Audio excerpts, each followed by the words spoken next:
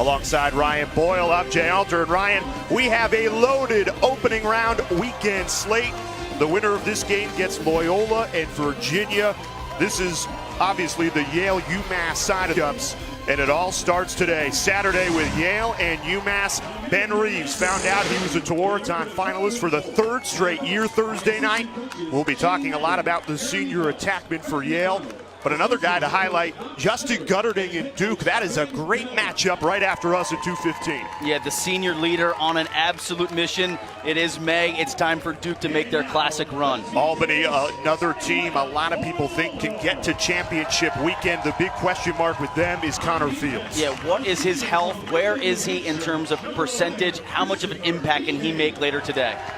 Our Saturday wraps up game number 4 with a rematch of a regular season battle, Virginia and Loyola. That at 7:15. But let's get it kicked off. Noon right now, Yale, UMass, and Ryan, everybody talking about Ben Reeves in this matchup. Yeah, the Tewaaraton finalist, the two-time Ivy League Player of the Year, the all-time leading scorer in program history.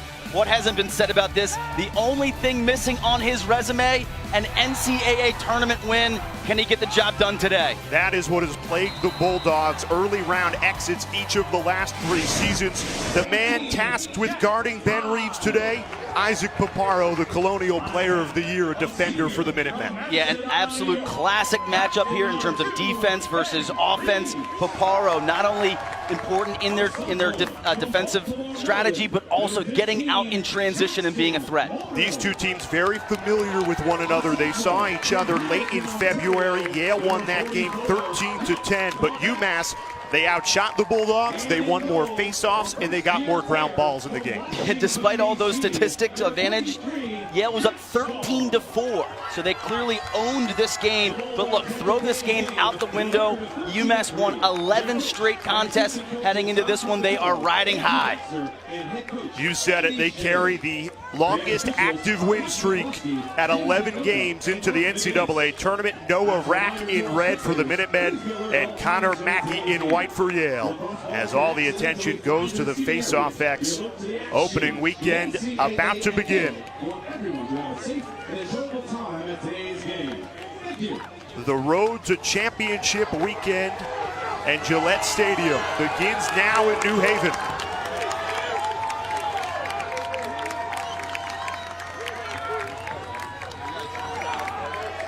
A lot of people think Yale, the Bulldogs, can get there. Their first test against a red-hot UMass team.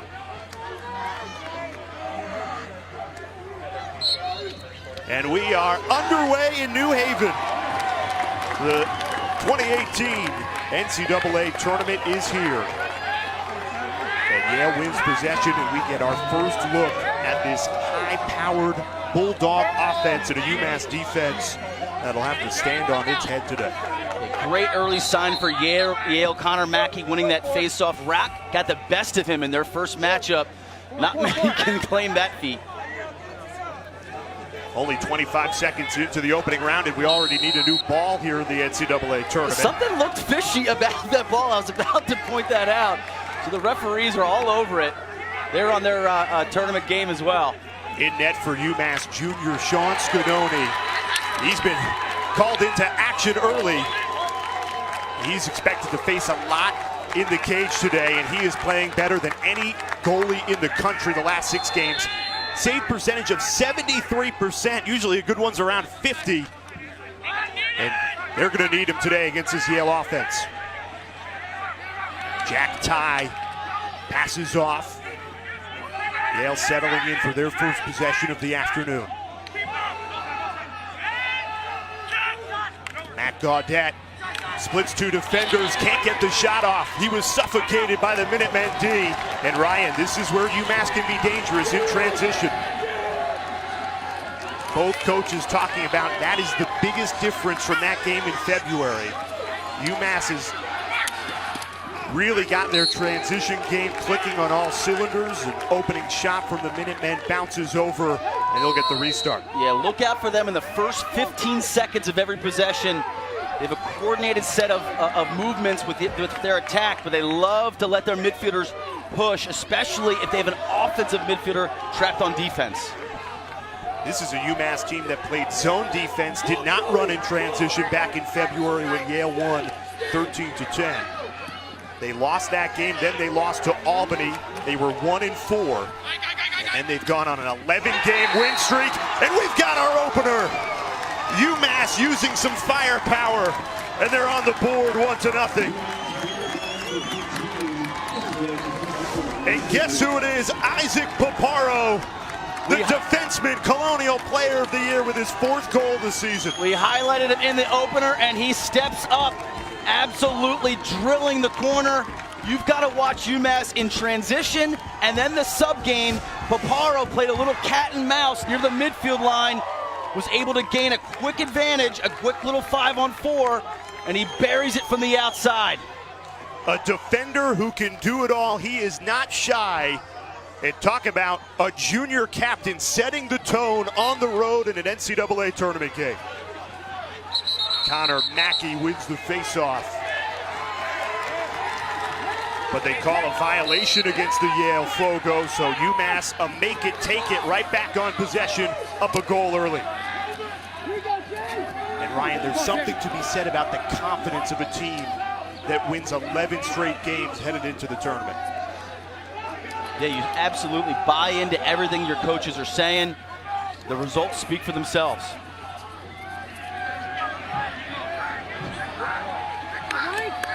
Sophomore midfielder Jeff Traynor has his step, decides to fire, took a deflection. Jack Starr, the freshman goalkeeper for Yale. He had a career-high 15 saves against the Minutemen. That is still his career high from that game in late February. Right now, it's UMass who has found the front foot in this first-round NCAA tournament game here in New Haven.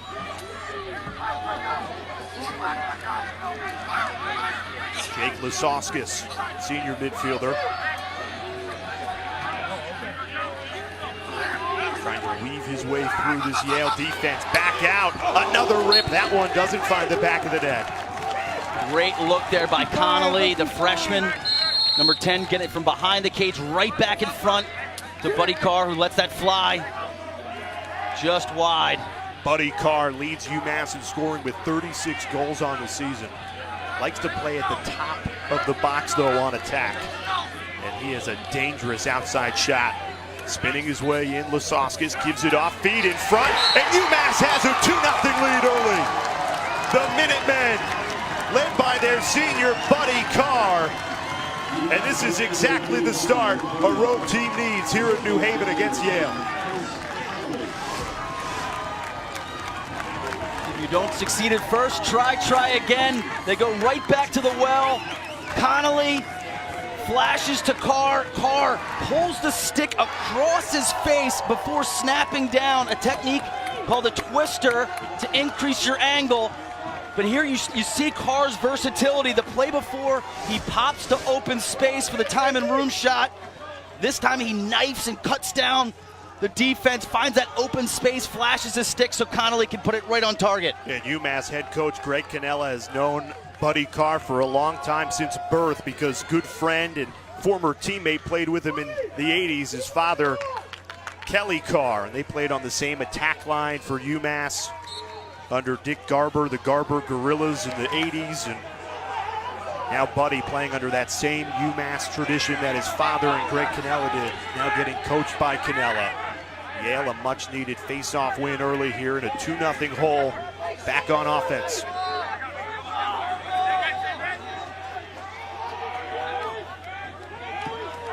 Ryan, what are the keys for the Bulldogs today, especially considering they've got themselves in a 2-0 hole? Yeah, you've got to create quality shots. If Scanoni's able to cleanly save it, that keys their transition. Speaking of which, you've got to cut that off. You've already seen how lethal they are.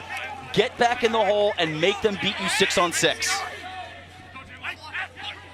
Curling around the cage and cut off. Jack Ty, the junior, trying to get a spark to this Yale offense. Came up empty on their first possession. This is number 2. And they're on the board. Lucas Kotler unleashed a strong lefty finish. The Bulldogs are on the board.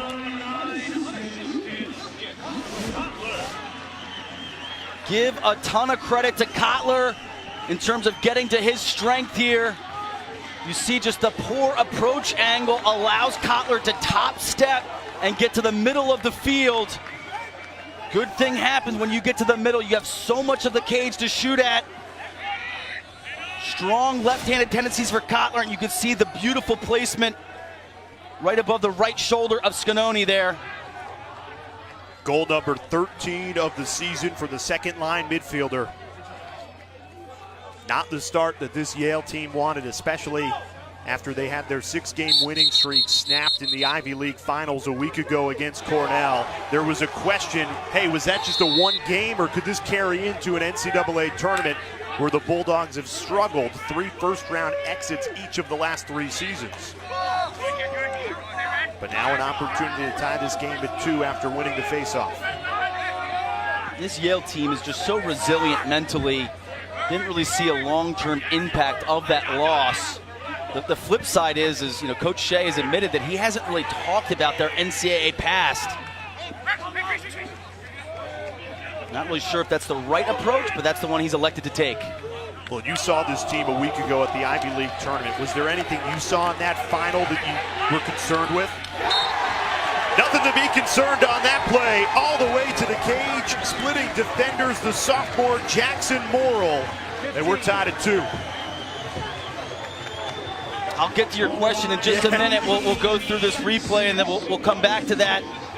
Morrill, who struggled in that Cornell game, strong underneath dodge, works his way back up the field. The key there is coming back to his left hand right there and works upfield to increase his angle. When you do that, you really challenge Scanoni in terms of you got near pipe, you got far pipe, so many more options. Great to see him, if you're a Yale fan, get back on track after a rough championship game against Cornell. 2 face-off wins for Connor Mackey, 2 goals for the Yale Bulldogs to tie this at 2. If you like offense, this is the game for you. We thought it might be a defensive battle today, but both teams have come out. High-flying offenses. It's another face-off win for the senior Connor Mackey. And Yale goes right back on the attack. Here's Ben Reeves. 3-time Tewaaraton finalist, 2-time Ivy League Player of the Year. Now in his senior year, trying to win an NCAA tournament game for the first time. So there was 2 things in that Cornell championship that might worry you if you're a Yale fan. Number 1, you didn't get a lot of production out of anybody outside of Reeves. And then second is Starr really didn't make any sort of saves. Reeves felt traffic, didn't get a clean look out.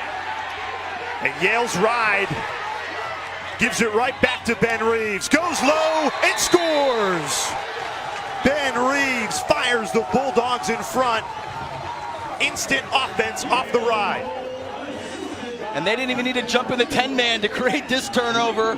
This is just all effort by your senior leader.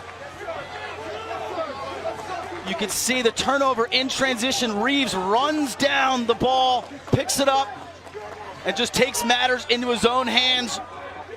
No check is going to stop Ben Reeves. He's just too big, too fast, too strong, and shoots the ball too hard. And what an answer by Yale.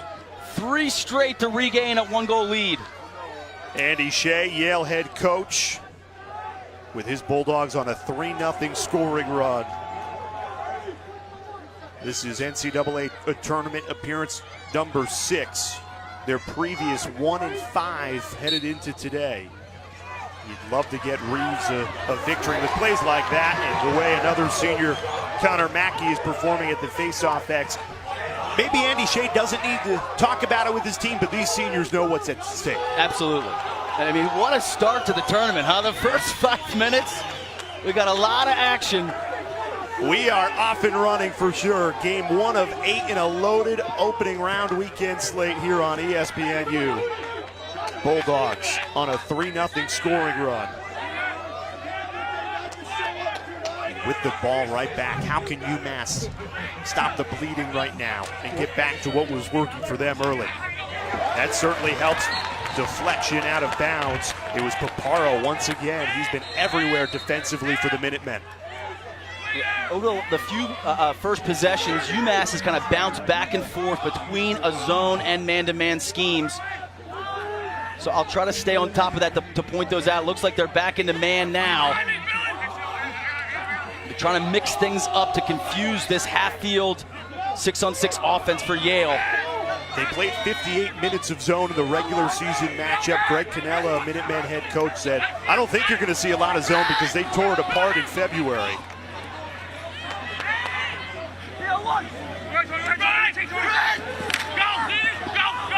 Quick passing around the perimeter, trying to get the opening window. Looking for Reeves. That is well over the senior stick. And UMass a much-needed turnover. They're not out yet. This is what Yale strategically has developed, is this 10-man ride. Kudos to UMass to getting it up and out quickly before they can really even set up. That was one of your keys. Have to control the Yale ride. Ben Reeves has already capitalized on a UMass mistake in the clearing game. What are your keys for UMass? Yeah, Scanoni was huge in that CAA tournament. If he's able to save the ball cleanly, he's able to spark transition for them. And then we just saw it there. They've got to stay composed in the clearing game. Be patient, catch the ball, identify where you are in the field, and make the correct play. UMass started this game on a 2-0 scoring run. Yale has fired back with 3 goals. The fireworks here in New Haven to kick off the opening round in the NCAA 2018 Men's Lacrosse Tournament. Ben Spencer caught up top, spinning around. He's got plenty of room in front of him, but pulls back. It's been a few minutes since UMass has set up their offense. Rear back and fire, why not? Ben Spencer unleashes one, and we are tied at 3.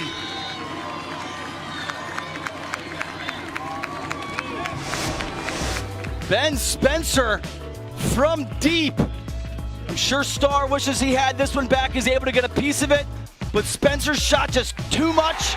Tone Sport is proven to protect. And Angry Orchard Hard Cider, naturally refreshing. Those are images from the last time Yale was in championship weekend, their only time in 1990. The run powered by John Reese. And yes, that is the same John Reese as Reese Stadium. And up until last Sunday, he was the all-time scoring leader. That came to an end because of Ben Reeves. Yeah, Ben Reeves just so big, so fast, and he's able to be incredibly accurate, running up those hash marks and then turning the corner. You see it all the time, and you're like, how do you stop that? Why doesn't somebody stop that? You've got to slide early, get the ball out of his stick, but he's a willing passer. If you don't go, he's going to bury it. So Ben Reeves now the all-time leading scorer over John Reese. The one thing that Reese did, he got to championship weekend. Now that's Ben Reeves' task. The other thing he has is that awesome double back rack chin guard right there. That was the look back in the day. Got to bring those back. The back rack, the back rack double, the double pad. There's only one guy. Whoa! Yard sale. And Yale is bringing it from the face-off X. They've got 5 wins. UMass only has 1. Looking for instant offense. Oh. Both teams are letting it fly early in this game. You gotta love the pace and the physicality as Reeves gets jumped right on the end line there. Heady play by Valenza. Minutemen are going to look to run. Transition is where they've made their money on this 11-game winning streak. Tied at 3 with 6 minutes remaining in this first quarter. The only guy that didn't have to do the double back rack pad, the only guy is Connor Gill. He just wore 1 and he was good enough, it was fine. But that was the exception, only him. Had to earn it. Here's Jake Lasoskas, senior midfielder. Has it on his left. UMass has not been shy. They have let it fly from all over the field, testing Yale's freshman goalkeeper, Jack Starr. Double team comes, somehow spinning through it. Big hit came, never got the shot off, and now it's Yale in transition. John Dana jealous, getting checked from behind, ball loose again.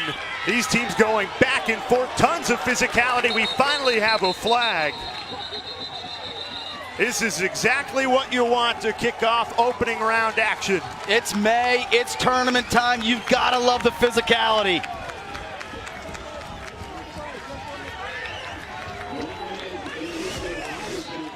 One minute penalty on John Dana Jealous, the junior midfielder who lost the handle trying to get it back and committed the illegal hit on the head there. Yeah, I thought they'd just have a push from behind and a 30-second. The sensitivity to the hits to the head, understandably so. And UMass goes up for one.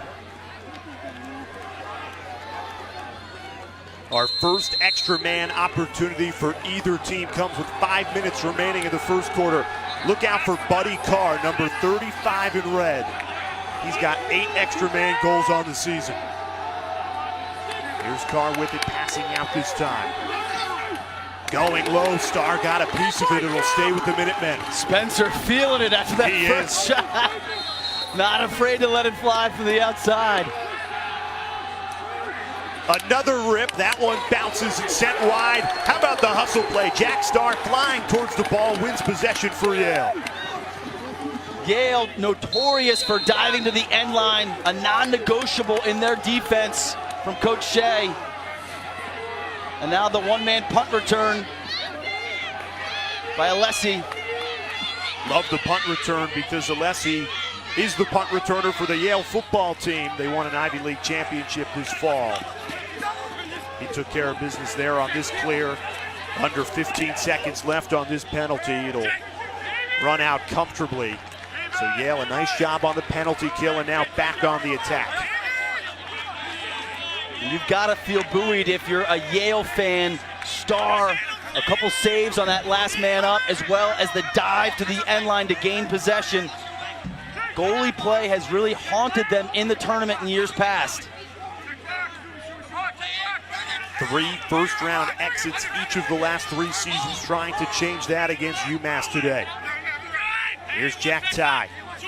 Passes off. This is what Yale's been doing. Around the perimeter, looking for the right window offensively. A rip that was way over the cage of Sean Scanoni. That was Dana Jealous, who sat out on the 1-minute penalty, back onto the field. And one thing of note, you're going to see UMass slide adjacent, so around the perimeter, because they really want to avoid number 44, Gaudette, in the middle. They really want to make somebody else beat them around the perimeter instead of him inside. Joe Sessa at 5'5", lowering his shoulder. He plays a lot taller than he is. Yale trying to make something happen on this possession. And they do. Jackson Morrill again snatches his second goal of the game and has fired Yale in front 4-3.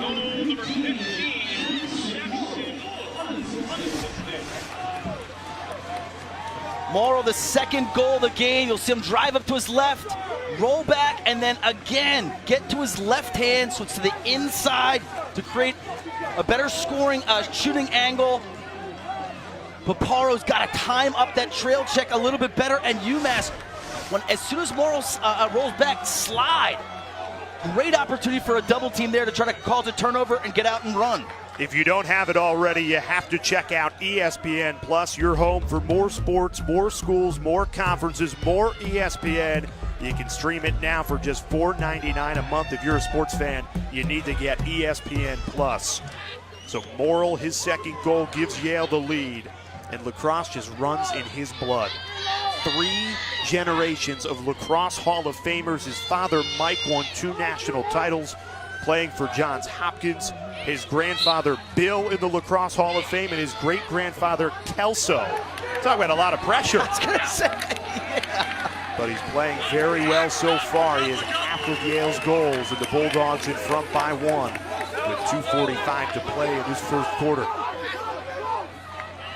They have dominated the faceoff X, Ryan. Bulldogs 6-1 in that category.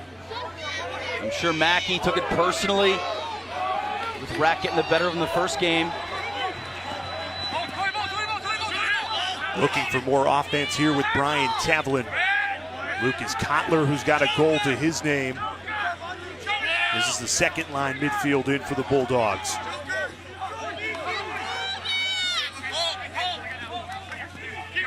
They're going to keep feeding the hot hand, Morrill.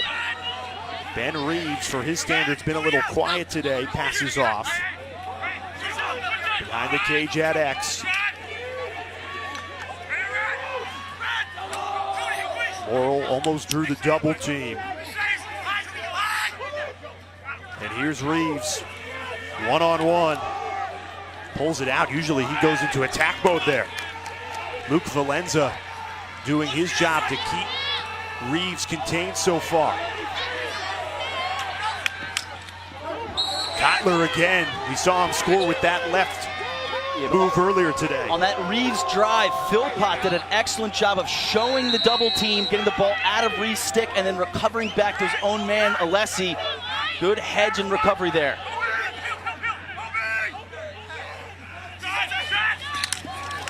Loose ball, UMass. This is where they love it. In transition with numbers. Here's Billy Philpott. The feed. What a save by Jack Starr. The freshman with a huge save to deny UMass in transition. And now the Bulldogs are off and running. Looking for Morrill. And that's a turnover. Going a little too fast. Let's take one more look at that by Starr. Denying Connolly on the crease. Connolly quick catch and shot, and Starr holds pipe, stands tall, is all over it.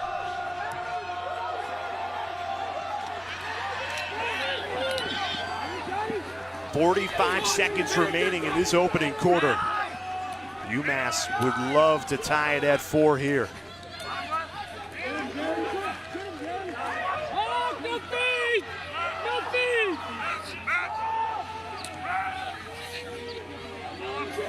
Here's the freshman, Chris Connolly, you were just talking about, Colonial Rookie of the Year, a great first year for the Minutemen. Got to start to hurry a little bit as we tick under 20 seconds to play in this first quarter. Risky pass, took an awkward bounce. Plenty of time here. 8 seconds for Yale. They get it to Ben Reeves. 3-time Tewaaraton finalist. Spinning around the double team, passes off, a shot and a save. Sean Scanoni, a massive stop to end this first quarter and deny Yale of a 2-goal lead. I don't know about you, but I'm having a lot of fun to open up this first round of the NCAA tournament. A hot start for UMass, a 2-goal lead. Yale rallied back a few seconds into the second quarter. Ryan Boyle, Jay Alter with you, opening our 8-game slate on ESPNU of this men's lacrosse tournament first round. Yale coming out of the timeout with a 1-goal lead. Ryan, what has stood out so far between these two teams to you? I think the faceoffs. Mackey playing much, much better than he did the first time. Rack really had the better of him. So significant advantage there for Yale in the first quarter. Yeah, Rack got Mackey in that February meeting, 16-9 from the faceoff X. Now it's 7-2. Great shot from Matt Gaudette. Some high heat that rose and didn't get into the stick of Sean Scanoni. Scanoni, he's had a lot thrown at him. He's made a couple of saves, but it's worth repeating. He is the hottest goaltender in the country right now. Save percentage at 73% in the last 6 games. You know how important goalie play is in this tournament. Almost tested here. Jack Ty decides not to fire.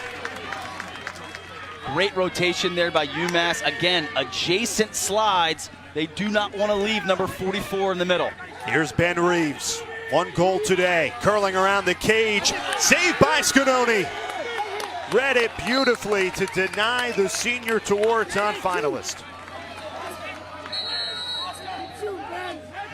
Scanoni, big guy, takes up a lot of the cage, but underrated hands. Very quick, very explosive. Reeves says, I'll try this again. This time passes off.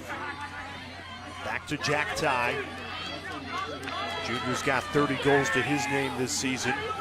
Joe Sessa cut off.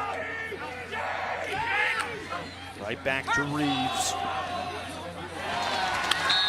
Classic case of thought about the shot before he had the catch. John Dana jealous of turnover. But I think so far UMass defensively is doing a pretty good job on Reeves. You saw Marino help there. Philpott earlier. They want to get the ball out of his stick, make him into a feeder. UMass sloppy on their side of the ball, and Jack Starr can break quickly if he wants to. The freshman goalkeeper for Yale. Watch out from behind. Ball's loose. We're tied at 4. Chris Connolly, a scoop and score. Jack Starr, the Yale goalkeeper, just did not see him coming like a quarterback in the pocket. Hit from the blind side. Connolly capitalizes. The mistake Starr makes is going in front of the cage instead of behind the cage. Behind the cage is your friend. It's where the safety zone is.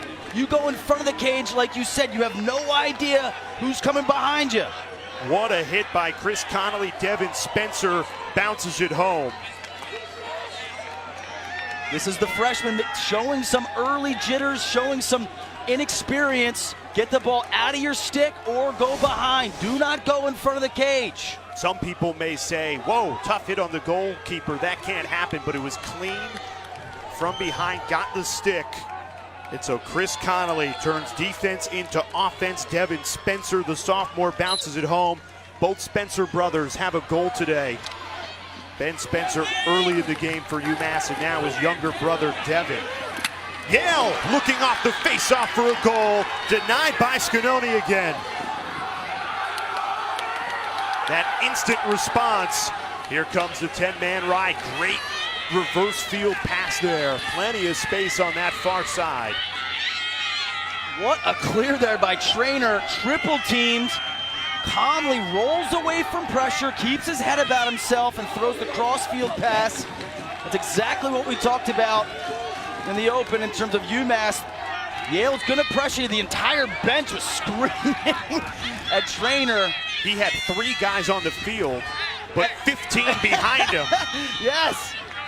It somehow makes the great play to get it to Isaac Paparo and set up this UMass attack. Tied at 4 after the Devin Spencer goal. Looking for more. Hit a trailer. Trainer eyeing up his options, finally passes. Great save by Jack Starr. Freshman read it well. UMass stays on possession. You'll call that a save, I'll call that a pipe. I'm sure he's thanking the goalie gods for the help on that one. Sometimes the iron is kind. UMass back on possession. Really pouring it on in this second quarter.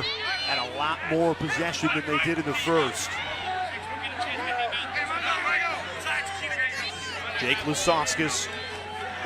His first line midfield is in with Jeff Trainer and Kevin Tobin. Here's the freshman Tobin, a Massachusetts kid, former hockey player that Greg Cannella is really excited about. He's got 9 goals and 9 assists in his first year with the Minutemen. Buddy Carr muscling his way in. That one definitely off the pipe.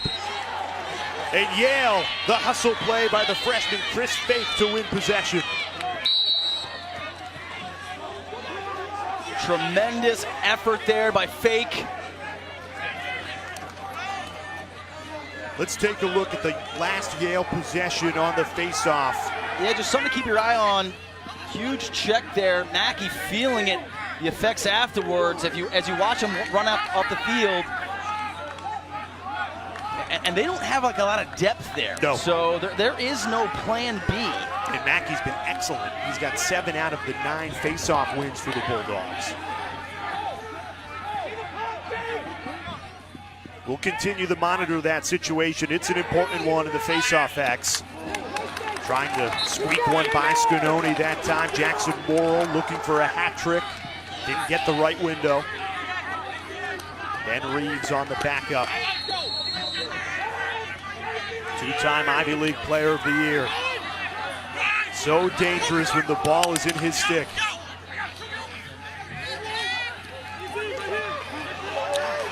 Muscling his way through and firing Yale in front. Jack Ty, the junior. 5-4 Bulldogs lead. Muscling through is exactly correct. Showing the overall strength. You'll see him beat Scanoni over his opposite shoulder. Just beautiful placement.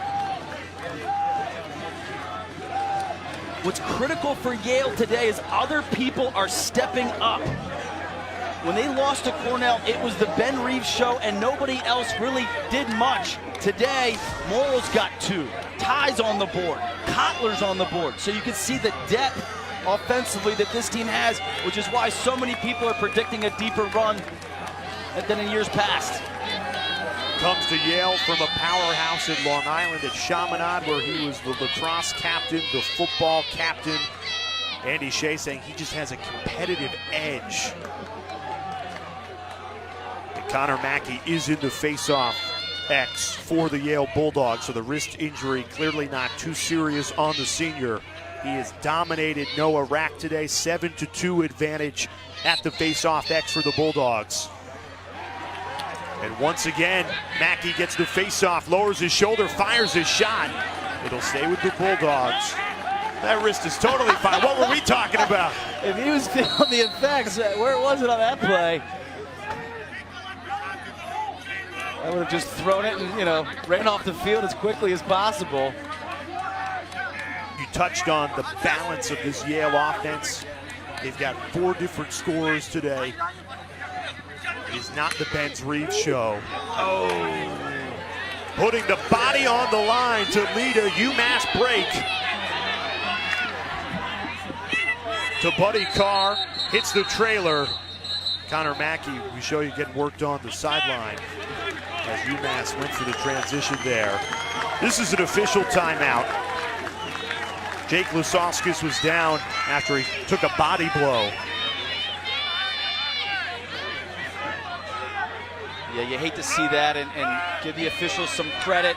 They let the play develop to see if UMass had any sort of advantage, and once they realized that wasn't the case, they blew it dead. But you just hate to see anybody take a shot. Truly putting the body on the line. UMass has the ball. Both athletic training staffs getting a workout. For Yale, it's Connor Mackey. For UMass, it's Jake Lusauskas. Minutemen trailing by a goal. They have hung tough with the number 3 seeded Yale Bulldogs here in New Haven. Had an opportunity on the left, decided not to shoot. Here's Chris Connolly.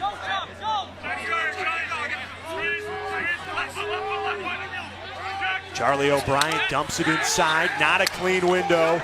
Ball is loose. Chris Fake all over that one, and that's why he's the Ivy League Rookie of the Year. Absolutely.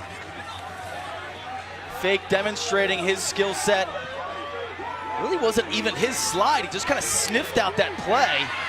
Yale having some struggle on the clear. UMass has got the ball. A hold is the call. It'll stay with the Bulldogs. Kind of a bang-bang play there. I didn't really see it. And there was some confusion even, like who had the ball there. It stays with Yale, under 8 minutes to go in this second quarter, about midway through it. Bulldogs clinging to a 1-goal lead.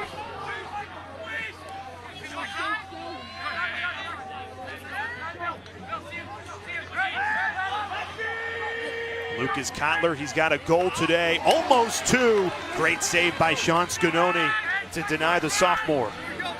Yale gets it right back. Joseph Sessa went low, sent it wide. Take another look at the save. Scanoni showing why he is the hottest goalkeeper in the NCAA tournament right now. As soon as Kotler caught the ball, some enthusiastic UMass fan, I don't think it was the coach, was yelling, "Lefty!" It's one thing to know he's a lefty, it's another thing to stop it. Credit to him in terms of getting to the middle of the field again, and to Scanoni being up to the task.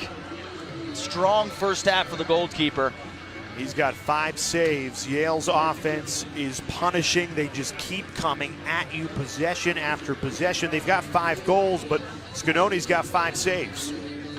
And look, UMass knew that Yale was going to get off a ton of shots, right? They're strong enough offensively, and the way UMass was going to slide, there was just no denying Yale's shots. So they knew Scanoni was going to have a big game. Credit to him in terms of this first half, making the saves that he needs to make to keep them in this contest. And Scanoni started the year in goal. He was pulled after the Albany game. He was put back in the second quarter of the Delaware game, which was 6 games ago. Since then, he has not looked back. 82 saves headed into the day, a 73% save percentage. And it was crucial. UMass was 1-4 after the Albany loss. They felt they needed a change. And that change sparked an 11-game win streak, which they carry into today in New Haven. Yeah, and just to really drill this point home, Scanoni ended up getting the CAA tournament most outstanding player, so stepping up big when they needed him most in order to punch their ticket into the tournament. So Scanoni really, the last 6 games, 73 save percentage. It's been a catalyst for that 11-game win streak, longest in the country. This is game 1, an 8-game slate between today and tomorrow, all on ESPNU in the first round of the NCAA tournament. Winner of this game gets Loyola, Virginia. That game today at 7 o'clock. Need to be there for that one. And then the bottom of the bracket, so much to talk about. A lot of people have their eyes on Notre Dame, Denver, and of course Albany, the 2 seed. Yeah, 2 of the games that I think everybody has circled are the Loyola, Virginia and the Notre Dame, Denver in terms of this weekend. And not to get too far ahead of ourselves, but you know, Albany, if they advance past Richmond, having to see Notre Dame or Denver in the quarters. That'll be a great game. Tough road. At Hofstra, that matchup. As Scanoni takes his place in between the posts. As we are back underway, midway through the second quarter, Yale's got a 1-goal lead to kick off opening round action in the NCAA tournament.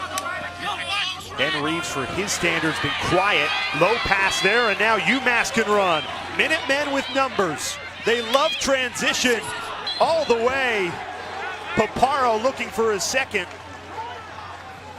Do you think that was a little too fast? Not the look that UMass wanted there? No, that's who they are, so I'm not surprised at all. As another turnover in transition. It's Connolly again. Feeds it to Devin Spencer. Can't fire it home that time. And they say Chris Fate got there before Chris Connolly. The freshman defender beat the freshman attackman. Both were rookie of the years of their respective conferences. The UMass fans here hate the call. And I think it's a legitimate gripe. I don't think the officials saw Connolly behind him. The UMass bench absolutely erupted in displeasure. But to your point earlier, those last 2 shots, those last 2 opportunities, you know, that's bread and butter UMass. That's who they are. Paparo scored on one earlier, didn't get that one. Really not a clean look from the defender who was trailing. Yale back on the attack. And it's Ben Reeves, only 1 goal today for the 2-time Ivy League Player of the Year, 3-time Tewaaraton finalist. And they have turned him into a feeder today. Every time he comes to the left side, there is a slide coming to get the ball out of his stick.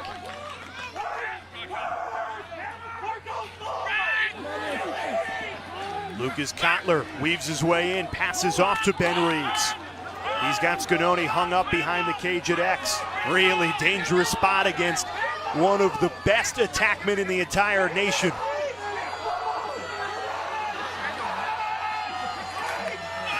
How about the patience from Ben Reeves? Curls around, goes low. Didn't get a clean look.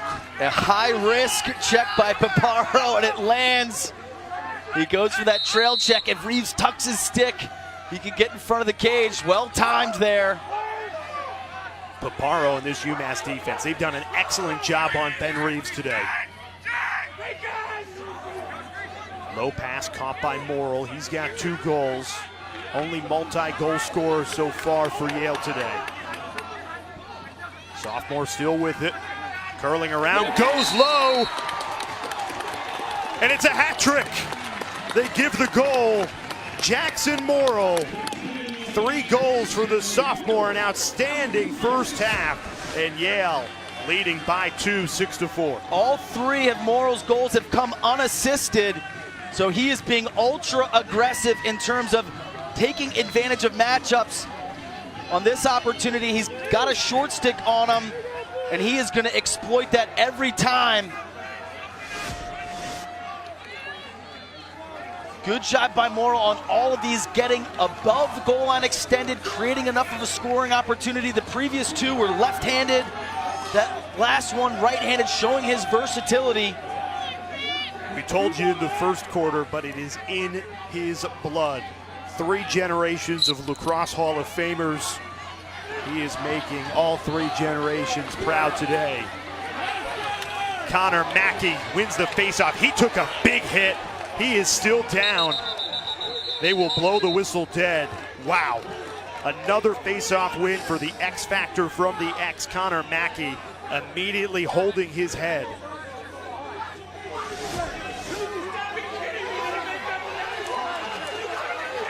Let's take another look at this.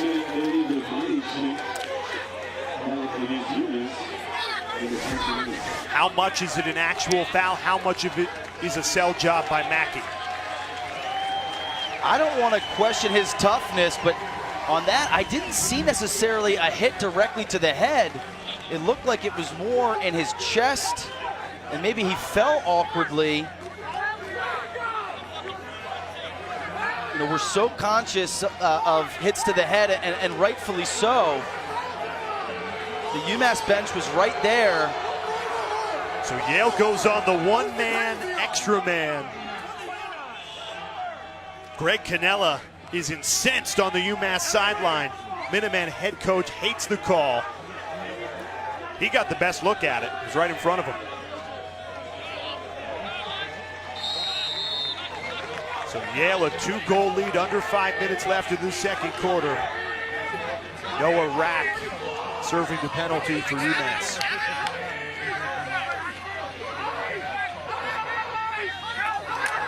Quick passing around the perimeter. This is exactly what you expect from Yale on the extra man.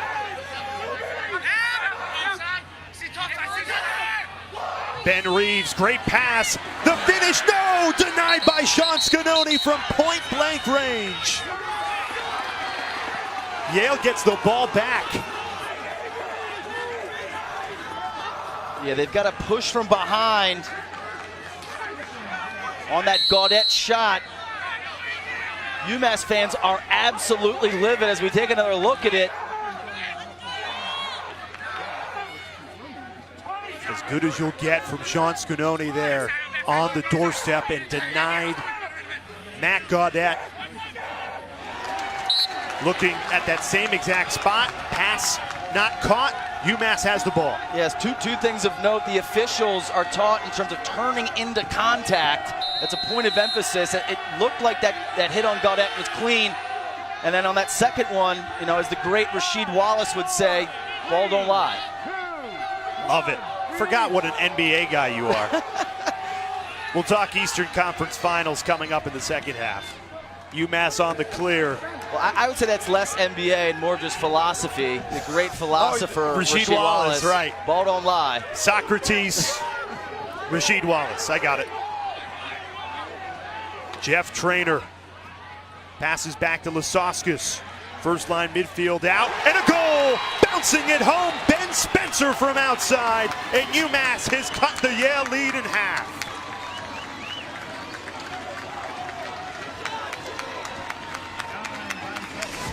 UMass again gets Yale caught in a little of a substitution cat and mouse game. That's what gains a leverage here. You'll see as Spencer's able to gain top side. It's all about the Yale late substitution. Spencer not afraid to rip it from the outside.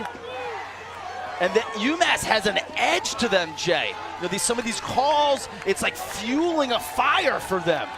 You can hear it in the crowd, you can hear it on the sidelines, and it fueled that Ben Spencer goal, his second of the day, 12th of the season. It is just a 1-goal lead for the 3-seeded Bulldogs. Noah Rack, a much-needed face-off win. Connor Mackey has owned him in the X. Only his 3rd win today. Yale has 9. But all that matters is the score, and with a little more than 3 minutes to play in this second quarter, UMass with an opportunity to tie it at 6. And both teams showing off their depth. 4 different goal scorers for each team. 5 goals for UMass, 6 for Yale.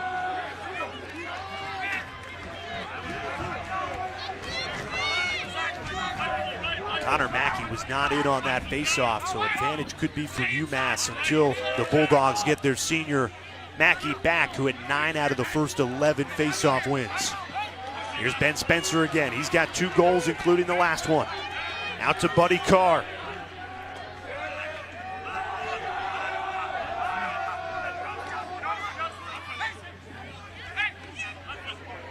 Chris Connolly, Colonial Freshman of the Year. UMass really being patient, settling the attack at the end of the second quarter. And a timeout taken by Greg Cannella.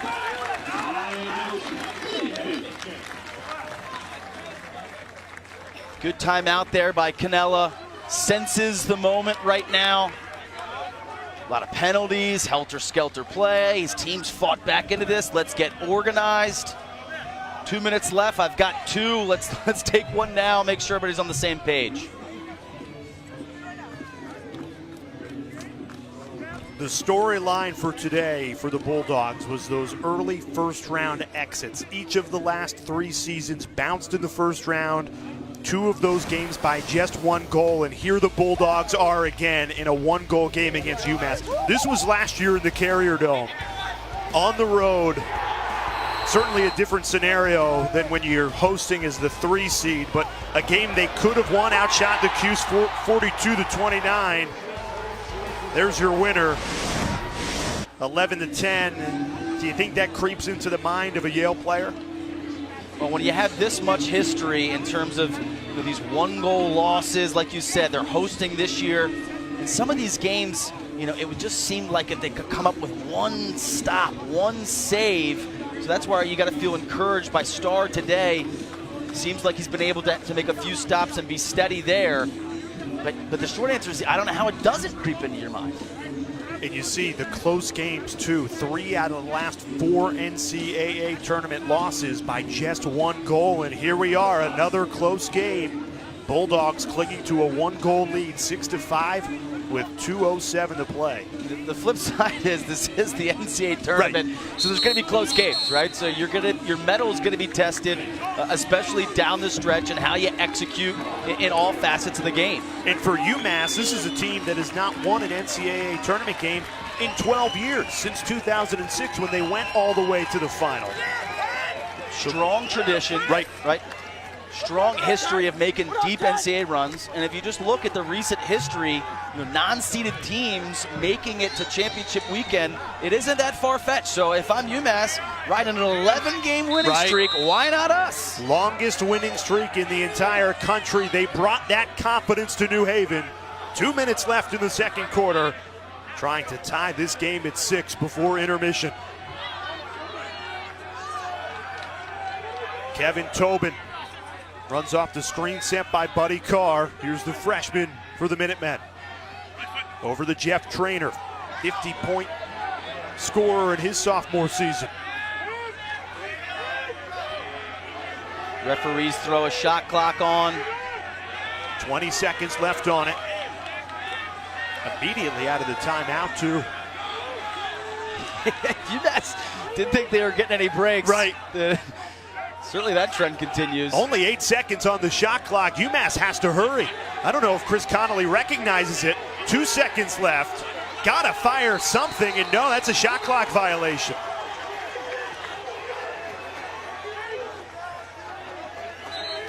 What do you make of that coming right out of the timeout, calling a shot clock warning? I'm sure that's not what UMass had drawn up. First of the day, too. Yeah.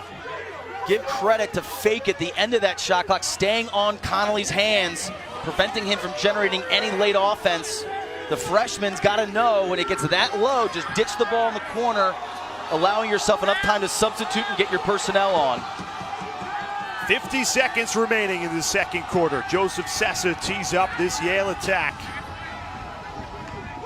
I fully anticipate Yale holding for one, and you can hear the UMass faithful saying, okay, if we just got a shot clock, where's theirs? The traveling support has been loud and proud over on the UMass side. Under 30 seconds to play. Ben Reeves with it in his stick. Always dangerous, the three-time Tewaaraton finalist. Makes his way at the cage. Feet inside, kicked out. Jack Ty, the extra pass. Bouncer denied by Scanoni again. Sean Scanoni, the hero for UMass in this first half. 10 seconds remaining.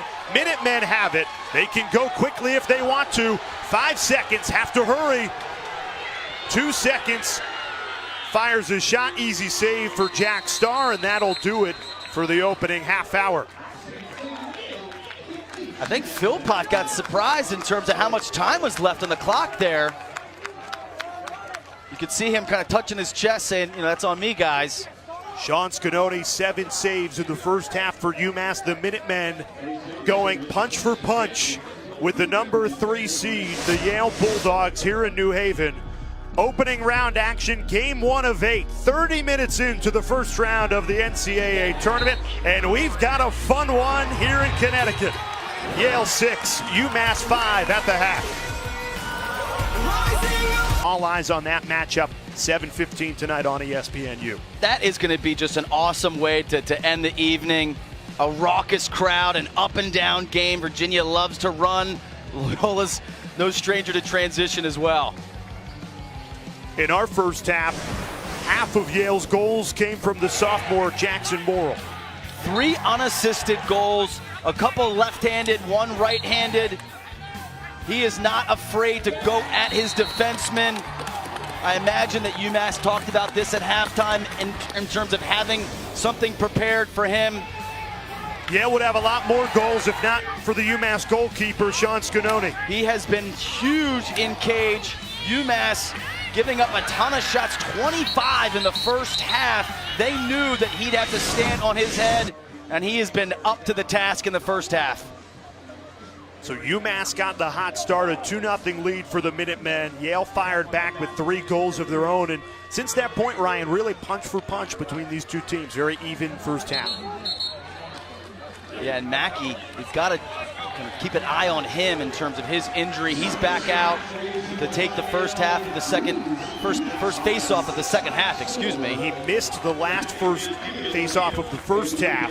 He was 10 of 12 from the face-off X when he was out there, and he is back at the face-off X waiting for Noah Rack, the senior Fogo for UMass. So he's 8 of 24 against Rack in the regular season. And today he has dominated Rack. He is 10 of 12 as we are about to be back underway in this second half. I mean, you referenced the boxing match. We knew this was going to be a heavyweight matchup. 2 MLL draft picks. Both these guys will be playing in Major League Lacrosse this summer. Mackey picked up right where he left off. He's now got 11 of 13 against Rack. Has stayed on the field. So Yale in white, UMass in maroon to start this second half. Bulldogs with a 1-goal lead. Considering Yale has dominated the possession, dominated the faceoffs, how has UMass stayed in this game only a goal down? Well, I think Scanoni's a huge part of that in terms of making some key saves. And then UMass has shot well. Is there anything Yale's offense could be doing better in the second half? I think in terms of their shooting, they need to be a little bit more selective and a little bit better placement. Joseph Sessa trying to muscle his way in, threw it well over the top. Backed up by the Bulldogs. Ben Reeves only 1 goal for the 2-time Ivy League Player of the Year. Would love to get him going in this game. Really be the X factor in the second half. Bouncer deflected off Paparo. It falls right back to Yale. But UMass has elected to take him out of the game. As soon as he dodges, a slide is going right in his face to get the ball out of his stick. Somehow Ben Reeves ends up with it there. Great pass and the finish. They count it. Tiptoeing around the crease.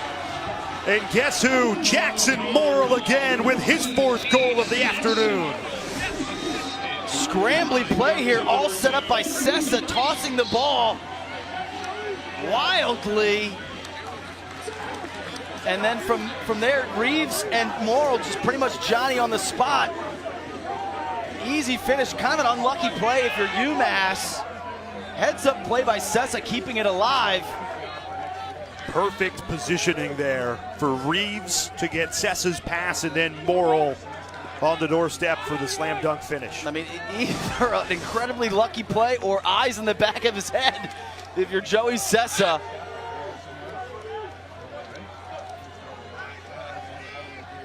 Yale gets the crucial first goal of this second half. No team is led by more than 2 goals today. Very tight contest throughout. So we go back to Connor Mackey and Noah Rack. This time Noah Rack beats Mackey. Only his 3rd face-off win of the day, and it leads to a goal. Buddy Carr, instant offense, and UMass is back within 1.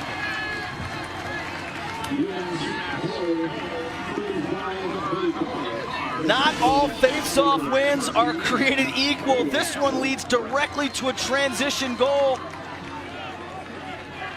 It's all about early offense for UMass. 2 things of note here: the pinch and pop by Rack, and Carr notices Starr holding the pipe and staying big. When he drops his stick and Starr doesn't move, he just whips it low before Starr even reacts. Second goal today for the senior Buddy Carr. He has had a senior surge in his final year at UMass. More points this season than his first 3 years combined. And Noah Rack again. Very similar to the play. This time he goes left, not ready for it, and a turnover. Chris Connolly just couldn't get his stick to it.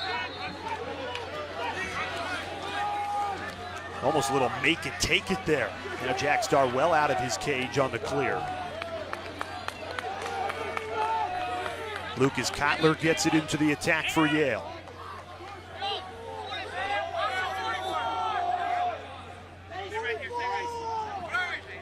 Now up for the Bulldogs to respond in what's been a very seesaw game, back and forth in the first round between UMass and Yale.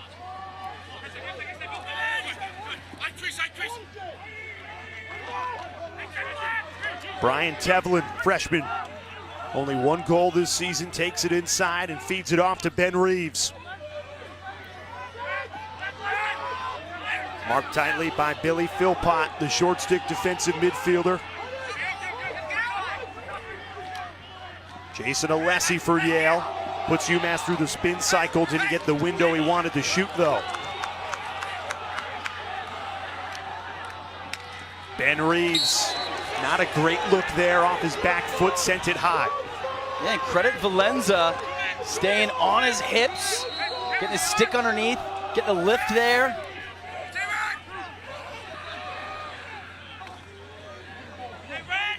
Jackson Morrill's got 4 out of Yale's 7 goals, slides to his back there, but gets right back up. Morrill has been the guy, not Ben Reeves today. Only 1 goal for the senior Reeves, 4 for the sophomore Jackson Morrill. The game plan clearly for UMass defensively, let somebody else beat us. Lucas Kotler, what a shot to the top 90 of the cage, and Yale back up by 2 after the sophomore's 2nd of the afternoon. Beautiful team offense by Yale and a cut by Kotler. This is all set up by the early on-ball action. They spin it around and get UMass rotating and recovering. And Kotler, instead of staying on the perimeter, elects to take matters into his own hands, finds a seam in the defense. Ivy League school, get your protractor out. That was the perfect angle to put that one home.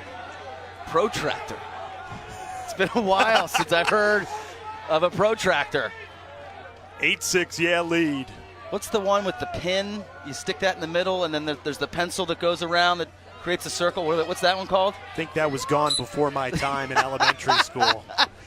Connor Mackey Big win for him after Noah Rack got 2 in a row from the face-off X. Yale looking for some make it, take it here. So you're gonna pull out a protractor, and I can't reference a compass? Oh, that's what you were trying to talk Yes. about? Okay, well, a compass, very different than what you were explaining. I'll tell you, the compass right now has been north to south. Yale has definitely had a lot more possession today.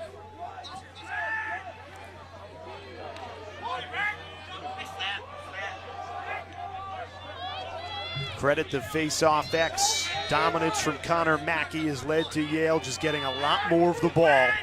Only a 2-goal lead, make it a 3-goal lead, and it's Jackson Morrill again. Number 5 on the afternoon for the sophomore, having a career day in the first round. Good schematic response by Yale. Instead of Reeves initiating, let's dodge to him, have his man help, and then we get UMass spinning. So if you're going to slide to Ben Reeves, instead of him being the first dodger, let's make him the second dodger or have the re-dodge, and that is an easy finish right on the doorstep. Plenty of time left, more than 10 minutes of it left in this third quarter, but it's worth mentioning this is the largest lead of the game for Yale, and on cue, Greg Cannella says, give me a timeout. We'll step aside. Jackson Morrill, the guy for the Bulldogs, trying to avoid another first-round early exit, and he's got Yale up by 3 in the third.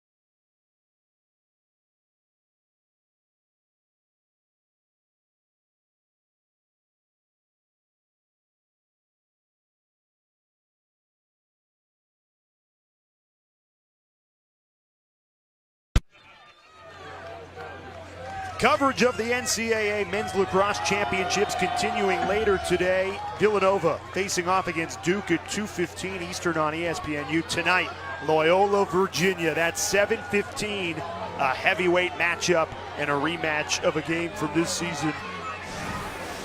Winner of that game gets Yale and UMass. And for all scores, you can go to NCAA.com. Here's the story of the second half. 2 goals from Jackson Morrill. He's tied a career high with 5 on the afternoon. Yeah, 3 in the first half unassisted, 2 in the second half, both assisted by Reeves, showing his versatility as a playmaker.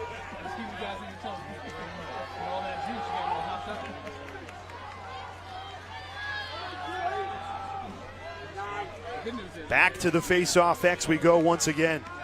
Noah Rack, Connor Mackey. Mackey's won 11 of 14. How about another one? And in transition to Robert Mooney, the feed. What a save off the knee of Sean Scanoni. Yale could be up by way more than 3 if not for the heroics in goal. Still pounding the cage, relentless attack. Love Reeves sensing the moment there in terms of they got a little mini run going, and UMass is not totally organized defensively. Pick up the ball and go. Scanoni, huge today. 7 saves for the junior goalkeeper.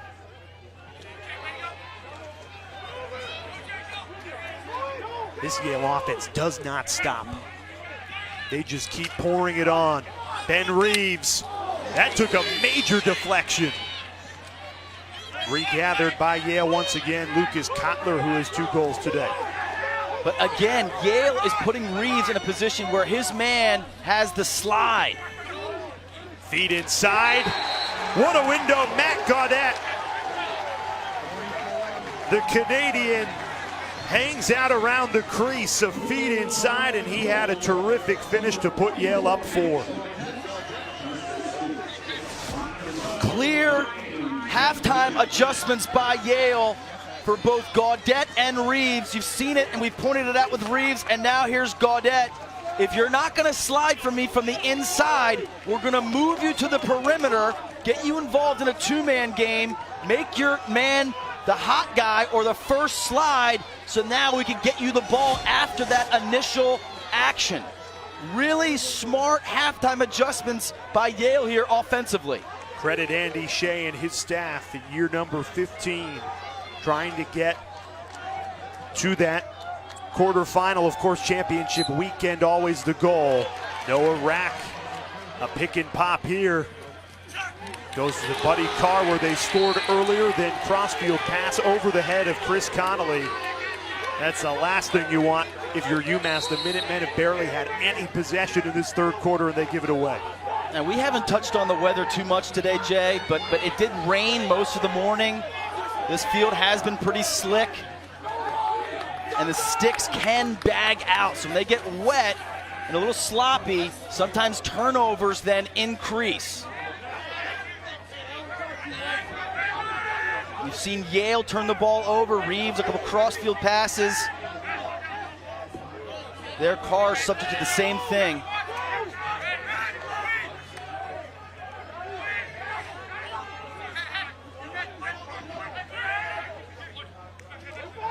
Joseph Sessa for Yale finds Jack Ty, who's got a goal to his name today.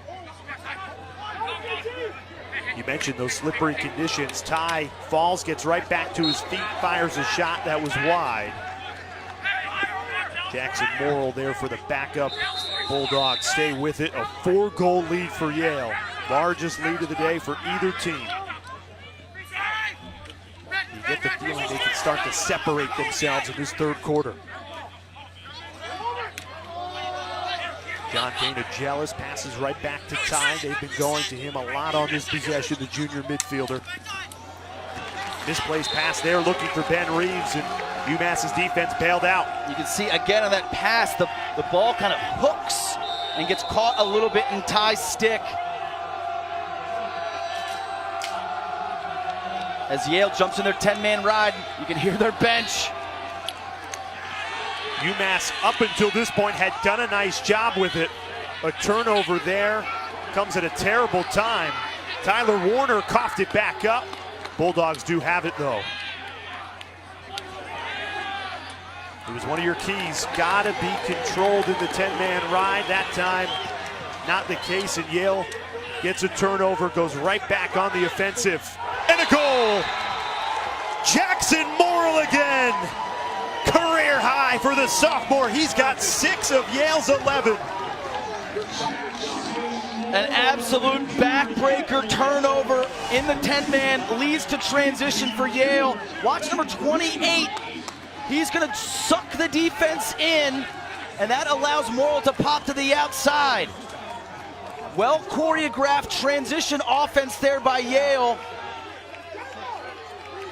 The second half has been the Morrill from Reeves show.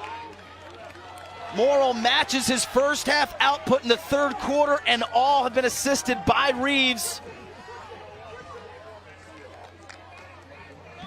But just when UMass got to stop and was able to answer it, Yale's 10-man ride puts an end to that. That extra possession is just a backbreaker.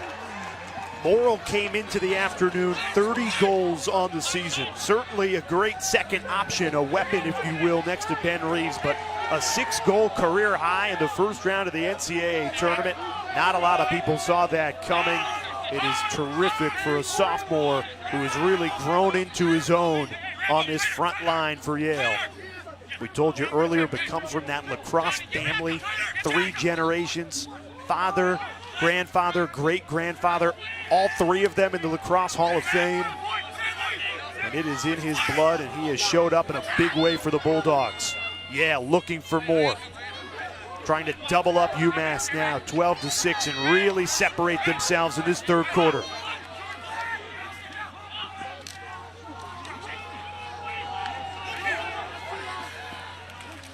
Morrill again, gotta feed the hot hand.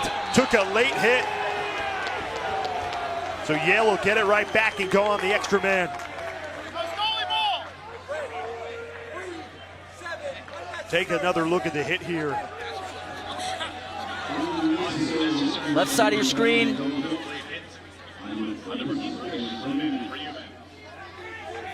Jay, I just don't see it. I understand the sensitivity to the hits to the head, and I'm certainly not going to push back on that. But for at least the second time today, it looks like the hit has been at the shoulder level or even lower. And I don't know if the referees just have a bad angle, but that was just not a hit to the head. This third quarter has belonged to the Bulldogs. A 5-1 advantage. Remember, this was only a 1-goal game at halftime. Now Yale leading 11-6. Beautiful passing. Reeves the trigger. Ben Reeves cashes in on the extra man opportunity, and the Bulldogs doubling up the Minutemen, 12-6 here in New Haven. I don't know what Coach Shea said at halftime, but this team in the third quarter has been absolutely lights out. Ben Reeves sensing the moment. He doesn't want his tournament run to end. 1 goal and 3 assists in the third quarter alone. Beautiful execution there, and the extra man keyed by the skip that Morrill had. It's now a 6-1 third quarter advantage thanks to Ben Reeves, nearing 300 career points in what has been an outstanding career. A senior who's been a 2-time Ivy League Player of the Year, 3-time Tewaaraton finalist. That last box to check is getting out of the first round and then getting the championship weekend with this Bulldogs team. Meanwhile, the ride is on. Yep. Oh boy. And UMass gives it away. Goalie freshman Jack Starr all the way out of his cage. Dangerous spot, ball is loose. UMass has it, Starr is still out. Finally hustles back. Chris Connolly says, let's slow things down and get a sustained attack. Yeah, Paparo's lucky he didn't get called for a slash there, but you gotta love the fire out of the kid. Senses this game slipping, trying to take matters in his own hands. But UMass has to stop the bleeding right now. This was a 6-5 game at halftime. Now it's 12-6 Yale. 5:15 remaining in this third quarter.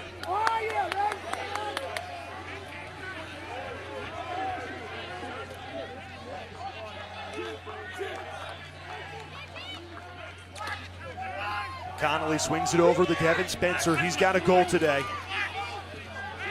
Pass out, Buddy Carr. It was high, and UMass has the backup.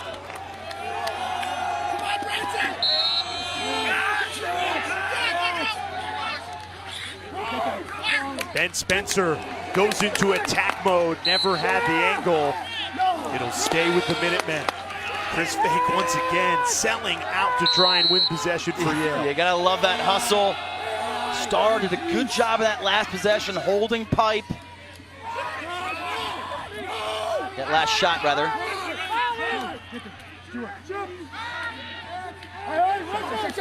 Splitting defenders, couldn't get it to the back of the net. Another pipe.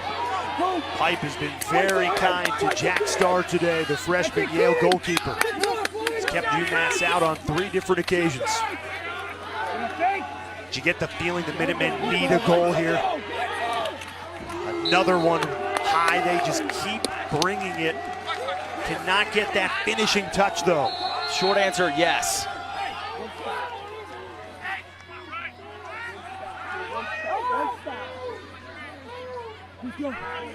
Lasoskis trying to back down this Yale defense. He lost the ball. Crucial ground ball. Chris Fake is out there for Yale. 3 white jerseys, and it's the freshman rookie of the year for Yale who comes away with the ball and starts this clear.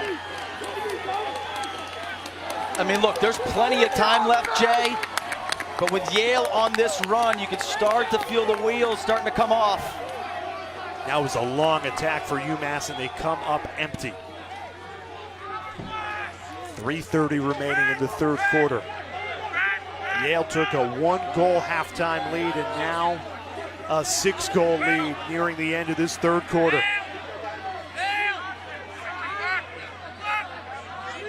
This is a Bulldogs team a lot of people think can get to championship weekend. They were ranked number 1 in the country headed into the Ivy League tournament a week ago, lost to Cornell in the final. But in this third quarter, they have looked like that number 1 team.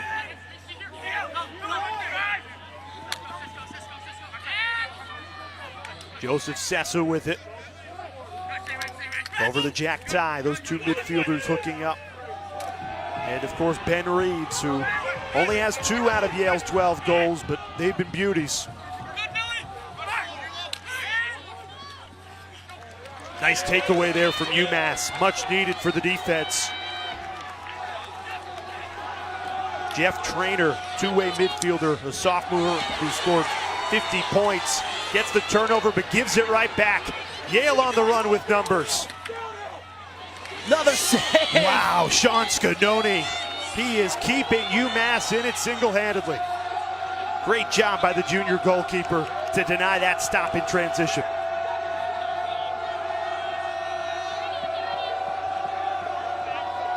Great save that has led to this clearance attempt. Yeah, left side of your screen. Scanoni has been absolutely huge all day. Really kept UMass in the game. Yeah, 9 saves for the junior. Flag on the field, so UMass will get this back if they don't score, but they do. Tiptoeing around the crease. The finish from the freshman, Chris Connolly, to pull one back.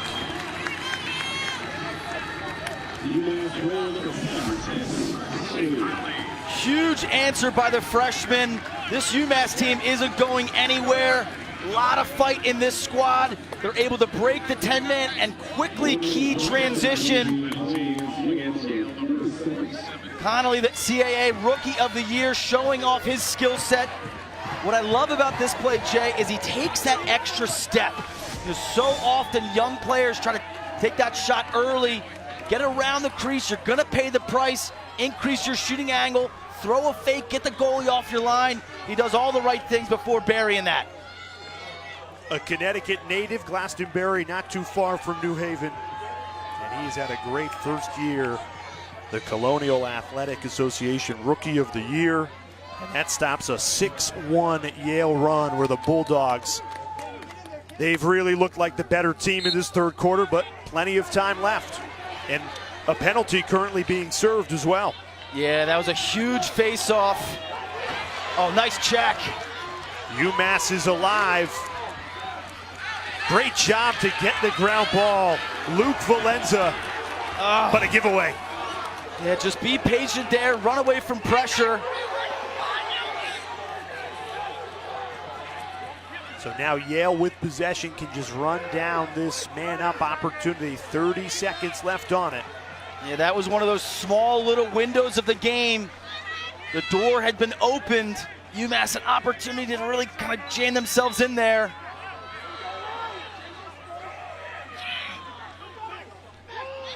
Now this is where you got to watch yourself late in the clock, a double team. Timeout taken by Yale as the Bulldogs are 8 seconds away from clearing off this extra man opportunity for UMass. They have really built a lead in this third quarter. 46 seconds left and a 12-7 advantage. A 6-2 third quarter, and you said it. What did Andy Shea say at halftime? The Yale head coach, whatever he said, it worked. Well, what did he say, and what did the seniors say, right? They got 6 of them that have been drafted to Major League Lacrosse and are playing at the next level. Just give that a sense of the overall talent. This team has been so resilient all year.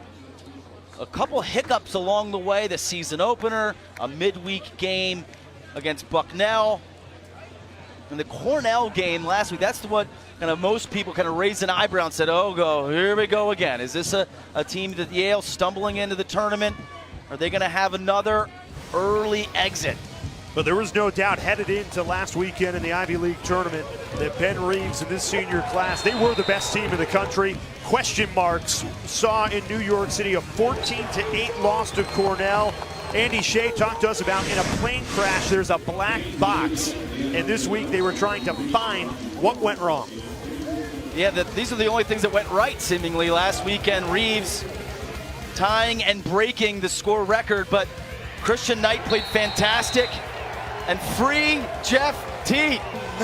They elected not to shut him off, and they paid the price. And highlighting a little bit of a game to come, will Coach Desko of Syracuse, what will they do strategically? Because they've got a really great cover guy in Mellon that they feel really confident about. Will he go back to the well that was so successful for Princeton and for Brown, or will he just say, hey, let's play him straight up with Mellon? From talking to you this week, you definitely would shut him off. There's a formula, there's a template, right? So Princeton used it, then Brown used it. Coach Desko, obviously a ton of success, regular season and postseason. I'd be shaking my head if he didn't. Yale outscoring UMass 6-2 in this third quarter. To put a cap on that plane crash black box in the Ivy League final, Andy Shea said, we really won't know what happened until the end of the game today.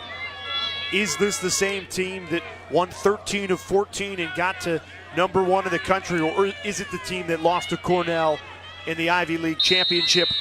You could argue in the first half, we didn't really know. Third quarter, they've certainly looked like that number 1 team.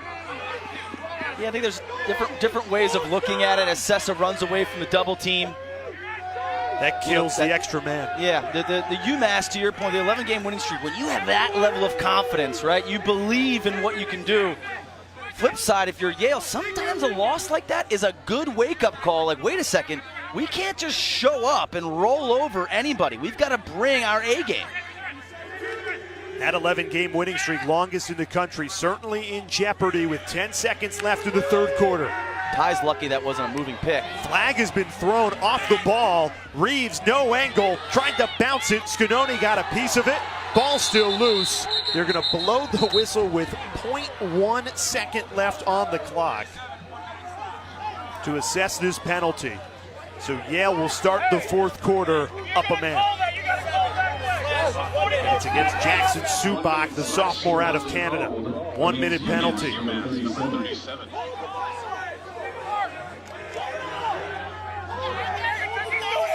That is not the way you wanted to start the fourth quarter. No.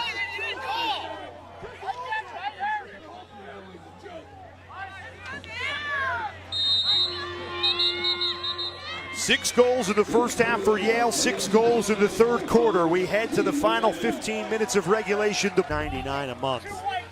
Ryan Boyle, Jay Alter with you. Sean Scanoni, UMass goalie, keeping this team in the game. They still are down 5. It's a tall task on the road against the number 3 seed in the tournament, but still time. And it would start with shutting down this extra man attack to start the fourth quarter.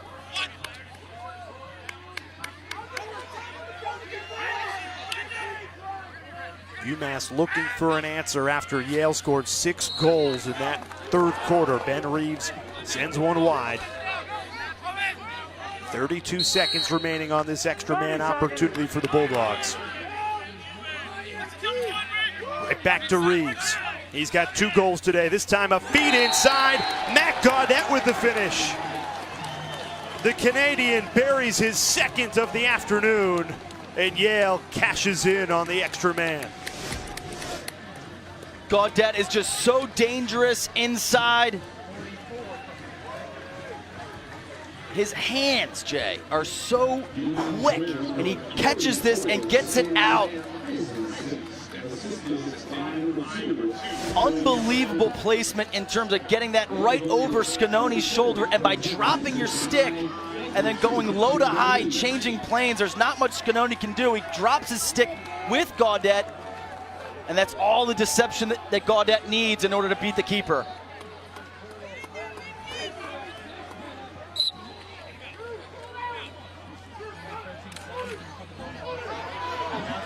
Nobody saw the ball on the face-off except for Tyler Warner. The senior scoops it up. Another one of those 6 seniors drafted in the MLL, more than any other team in the country.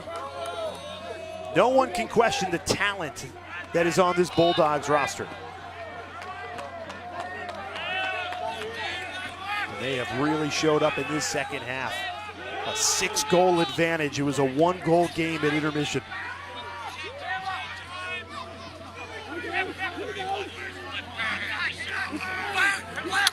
Hesitation by Jack Ty, forces a penalty. Gaudette got a shot, spun around, little shuffle pass, but it stays with Yale. And remember, even if they don't score, they're going to go on the extra man with the flag on the field. Reeves calling for the ball, the short stick matchup. Patient here. Wants to create separation so he can see the slide.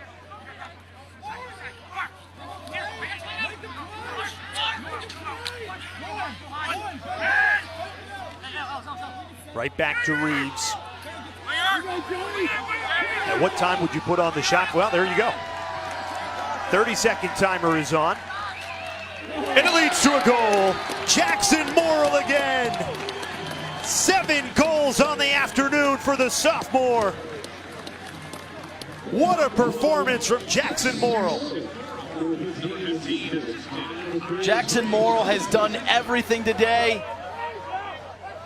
Finishes this left-handed inside, his 7th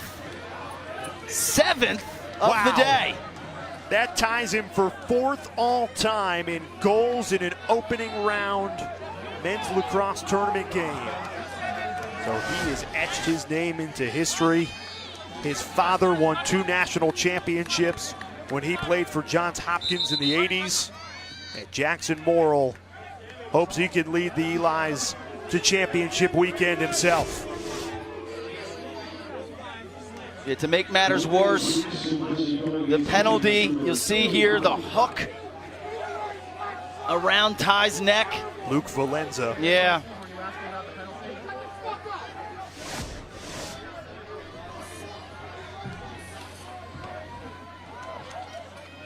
So you're already up 7. We're in the 4th quarter. And to make matters worse, as you said, Yale's on the extra man for a minute. UMass does win the face-off, so they can try and kill this clock down. Probably have to look to score shorthanded here. Yeah, you're not only fighting the scoreboard, you're fighting the clock at this point. Where do you think this game got away from UMass? Because they hung tough for more than half of it. I mean, you just got to look at that run that Yale made in the 3rd quarter. Face-offs, the 10-man ride, they were able to just get possession after possession. And that first half strategy that maybe confused Yale a little bit, they were able to make adjustments. Reeves turned into a distributor. Instead of initiating the action, he got the ball after some action prior.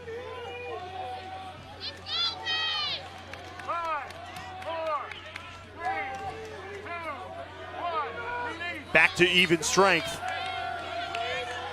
which is what UMass needed, but they do have to hurry because the timer can't be too far behind. Plus, they're facing their own timer that there's only 11 minutes and 35 seconds left of this 4th quarter. Yeah, I'm more concerned with that.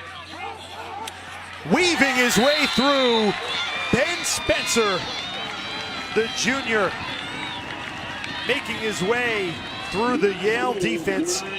A ton of white jerseys in the way, did not matter, and the junior has a hat trick. I mean, there's still plenty of time left, and with Rack's ability to get on a run, don't count out UMass just yet. Spencer continues his hot day. demonstrating his full skill set earlier. He showed you his ability to shoot from the outside. And with that goal, he shows his left-hand dodging prowess. He's got the hat trick. And watch out for UMass and Rack with one last-ditch effort down the stretch here. Got to play make it, take it now in the fourth quarter, trailing by 6. Rack and Mackey. And Noah Rack's got it. Big time face-off win from the X for the senior Noah Rack. Minutemen head into attack mode. Great move, bouncer sent wide. Chris Connolly there for the backup.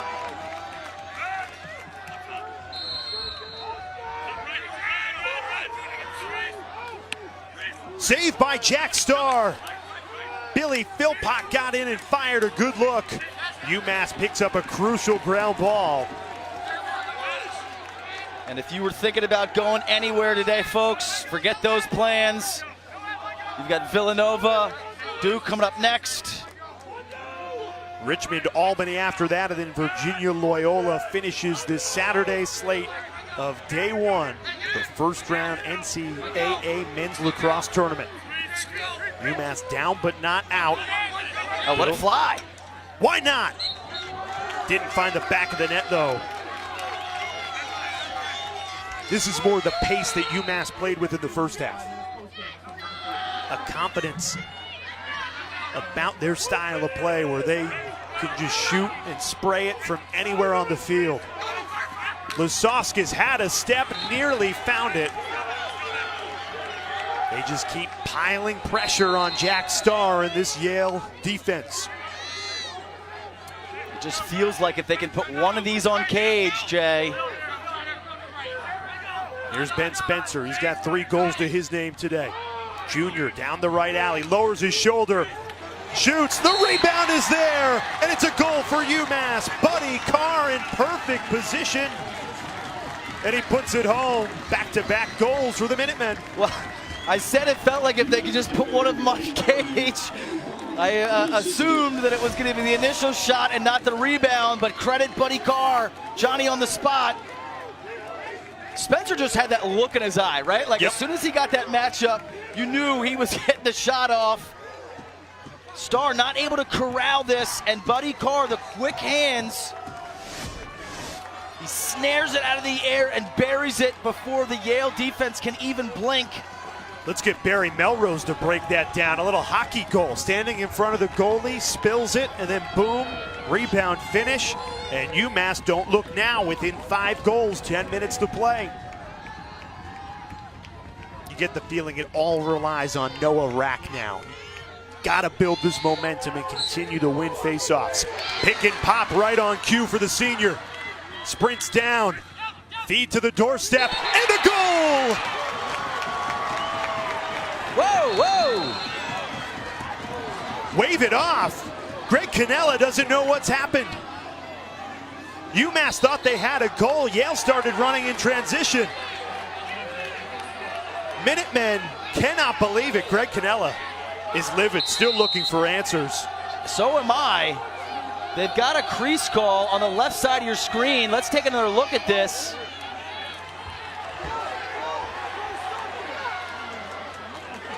They called it on Noah Rack. Doesn't matter, got a goal anyway.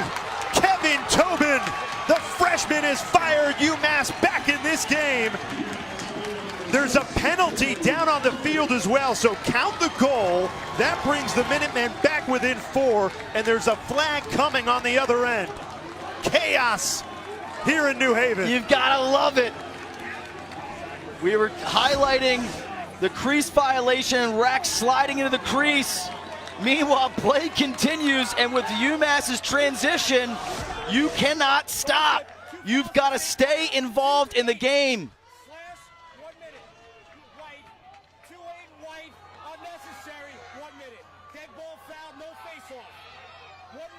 Mike McCloskey, head official, has a lot to sort out here. There were 4 flags down.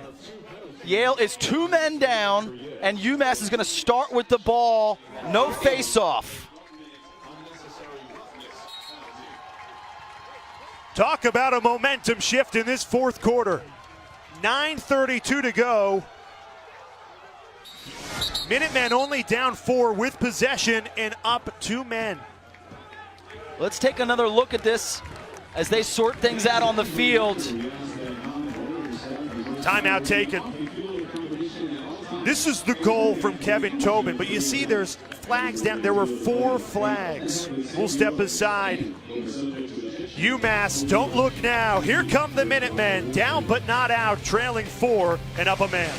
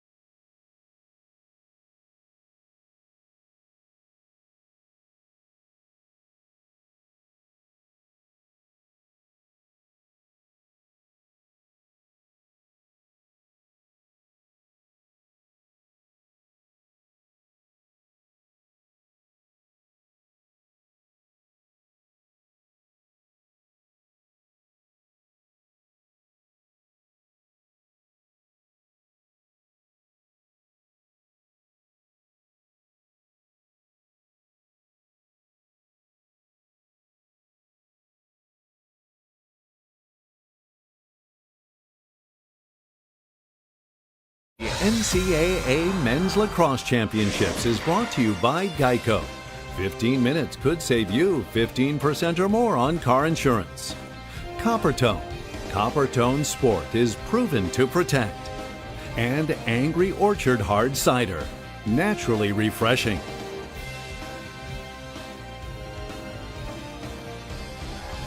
Yale with a 4-goal lead in the 4th quarter. 9:32 to play. Ryan Boyle, Jay Alter with you. Chaos before we stepped aside. A goal scored by UMass. The Minutemen are on a 3-1 run.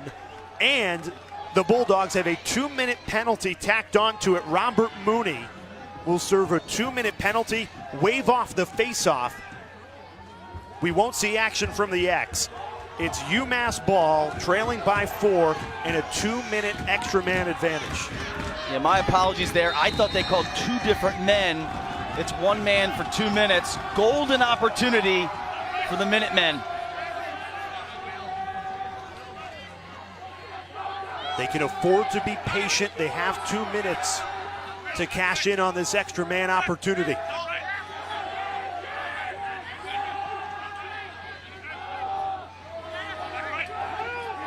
Buddy Carr has 8 extra man goals this season. Instead, they go out. A flash from Ben Spencer, the junior, who has a hat trick today. Man, he is gripping and ripping from anywhere. A hat trick and a hand cannon.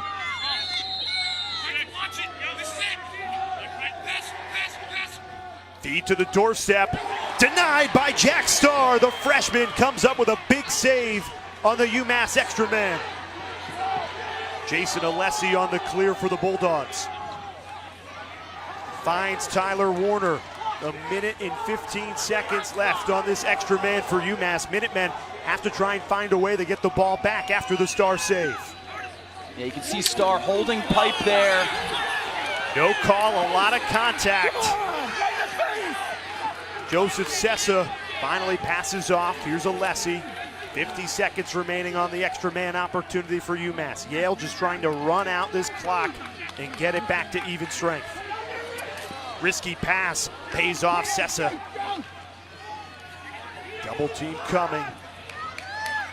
Sessa using the speed.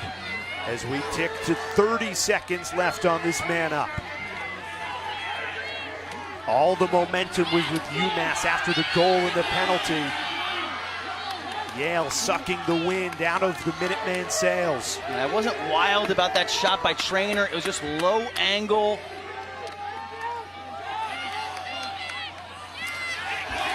And a flag thrown.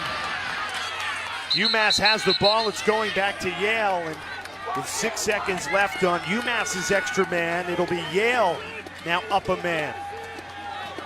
Just a huge momentum swing there. You're up a man for 2 minutes. Yale kills it off, and now they're going to go down.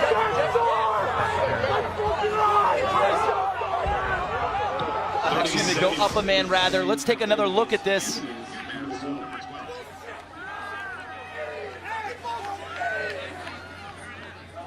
They call a hold. I'm not loving that call.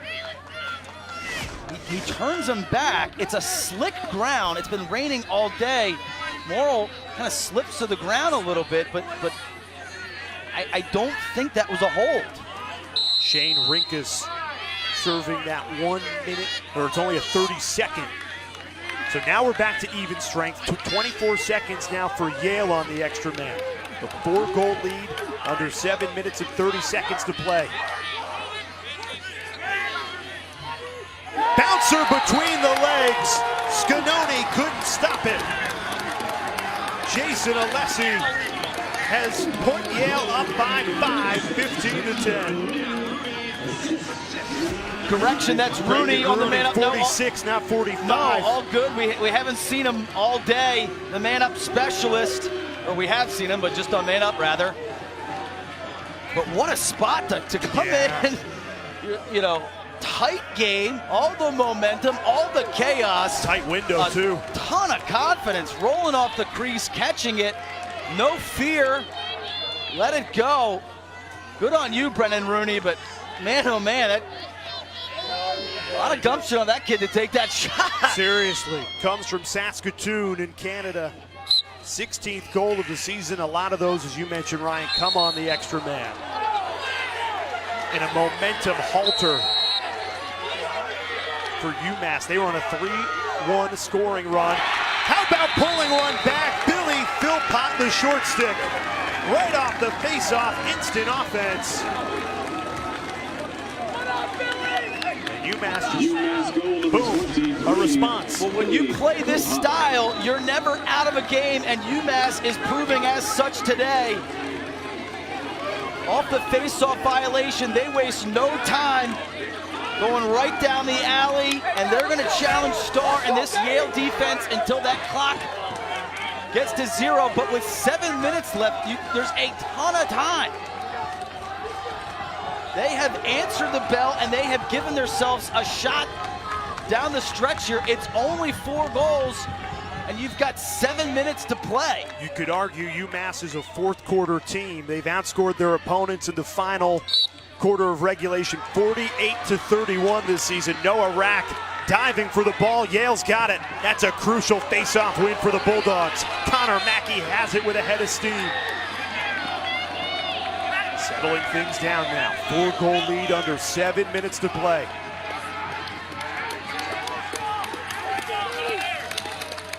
Yale looking to get out of the first round for the first time with this senior class. And this is a spot for Yale where you have to keep being aggressive, but you want to be patient. It's a tough balance. You want to work the clock a little bit, milk some time off, but you can't go into the hole playing not to lose. Shot there by Gaudet. It was blocked. Scramble for the ball. 3 maroon jerseys there. Watch Paparo. UMass has got it. They find Paparo. Colonial Athletic Player of the Year cashes in transition. Isaac Paparo, just what the doctor ordered. And it's a 3-goal game. Second of the day for the junior captain. If you're the first player over the midfield line, you play offense. That's the attitude that they have, and this is a beautiful off-ball read by Paparo. UMass off the ground. Connolly sees it a mile away. What a read by Paparo. He sensed the space in the open part of the field, and he went running. Nobody picks him up, and he aggressively goes to the rack. And what has really changed in this game is the face-offs. Yale dominated the first half 10-3. Since then, Noah Rack has won 7 of 15, way better percentage from the face-off X. And if this can keep rolling in the final 6 minutes, UMass not out of this game at all. Well, that and the 16 Yale turnovers, uncharacteristically. What a battle. Mackey and Tyler Warner digs that ground ball out and wins crucial possession for the Bulldogs. Once again, it's on the shoulders of the UMass defense to try and get another turnover and start this transition game, which has worked so well. And that last Yale turnover keyed the transition, so you've got to take care of the ball here.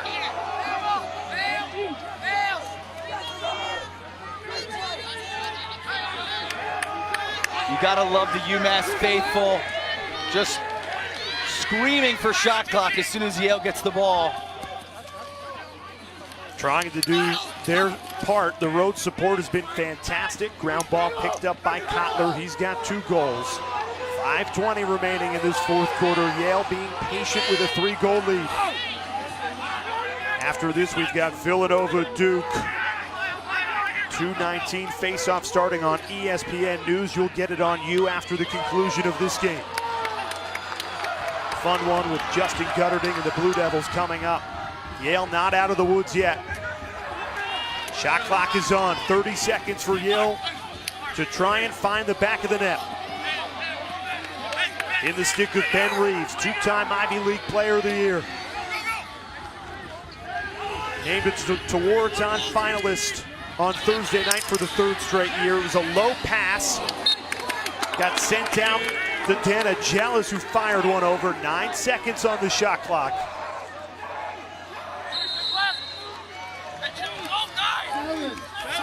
5 seconds left on the shot clock. Yale just dumps it to the corner, content to take the turnover there with 4 minutes and 27 seconds and a 3-goal lead. Yeah, they live to play another day there. They get their defensive personnel on the field. They can set up the 10-man ride as well, which UMass struggled with in that 3rd quarter. I think they're going to play a little bit more conservatively here. It appears as such.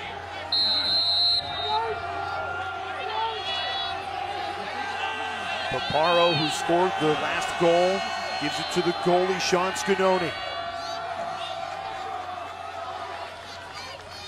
Comfortable clear there, you're right. They kind of called off the Dogs, a 3-goal lead that they are trying to protect here at home. UMass, they trailed as many as 6. They've cut that lead in half to 3. Here's Jeff Traynor. Trying to find a window, passes off. Up to the top of the box with Jake Lisoskas. Lets it fly, saves UMass's way.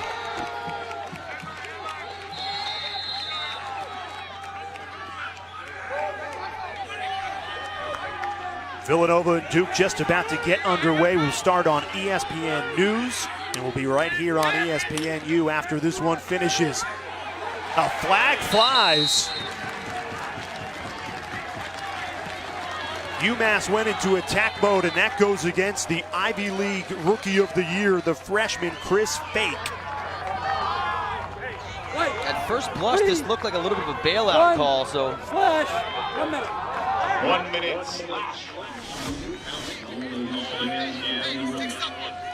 Traynor goes underneath.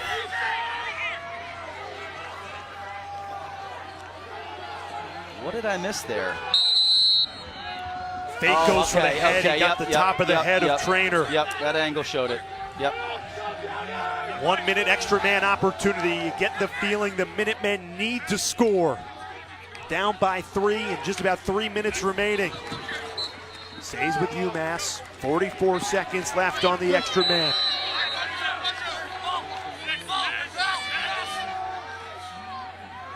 Here's Jeff Traynor, who drew the penalty.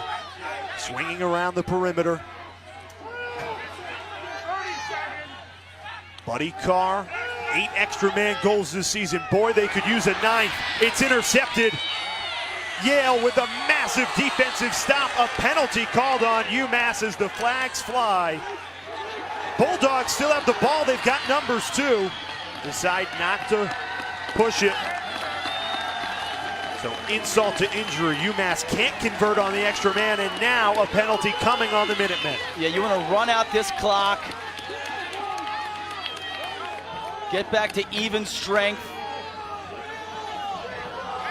They will milk this clock as much as they can. Challenge the referees, and then challenge the referees in terms of that shot clock, knowing then we can aggressively go to the cage and then go on man up. Scoop up the ground ball, and here comes the extra man with 2:03 remaining. Yeah, you've got to be a little bit more disciplined, Yale there. Make the referees put on the shot clock, then go to the cage, see if you can get something, and then have your man up. 30-second 30-second holding penalty called against Buddy Carr. Yeah, this is just a desperation play and a frustration play. This is just, I mean, Alessi's used to this. This is just a tackle. The other sport he plays, you can do that. This one, not so much. A great punt returner on a Yale football team that won the Ivy League this past fall. This Bulldogs team, they're trying to get back to championship weekend for the first time since 1990. This senior class has done just about everything. They're the winningest class in program history. 3 Ivy League titles. The one thing they have not done is gotten out of the first round, and they are under 2 minutes away from checking that box. Yeah, tough thing here for UMass. You're man down, so it's hard to pressure. They're going to try to see if they can cause a turnover. Yale's content to seemingly run the clock out, the penalty clock for that matter. Now you're UMass, you're in desperation mode. You got to double team. Here's the superstar, Jackson Morrill. 7 goals for Yale today to lead the way for the Bulldogs.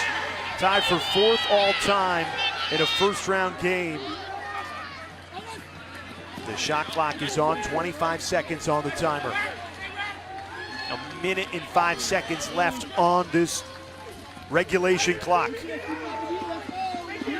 Yale once again just content to run out the timer. Just nearly not enough time for UMass right now.